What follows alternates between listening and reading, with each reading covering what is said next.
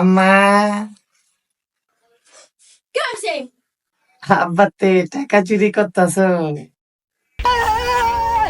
গোলামের পুত একটু পর পর যায় টাকা চাও টাকা কইতে আহে। তুমি টাকা চুরি করবা? তোর আব্বার থেকে টাকা সরে আমি খায়া নাই, গলা কাজে লাগাই না। আমি এত কিছু জানি না। আমার 500 টাকা দিব, না না আব্বারে কয়ে দিন তুমি টাকা চুরি করো। তোর যদি আমি 500 টাকা দিই আমার ঘর কোন কামে রাখবো? তোর 20 টাকা দিব না খাইস। আমি জানি না, আমার 500 টাকা দেয়া লাগবে, আমি ঘুরতে যাবো। আমার দাও 500 টাকা দাও, দাও।